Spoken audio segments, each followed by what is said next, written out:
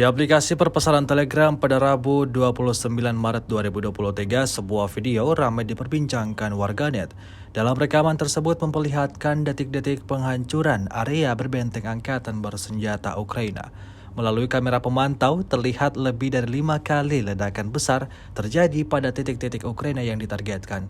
Peristiwa yang berlangsung di Avdiivka ini diyakini militer Rusia membuat pasukan Ukraina semakin merugi. Tidak hanya peralatan militer yang hancur, namun juga personel militer semakin berkurang. Memasuki hari ke-398, Rusia melaporkan 404 pesawat Ukraina, 226 helikopter, sebanyak 3.612 UAV, 414 sistem rudal anti pesawat dieliminir sejak awal operasi khusus. Sementara itu dari kubu Kiev, Kementerian Pertahanan Ukraina melaporkan 570 tentara Rusia dieliminir dalam 24 jam terakhir.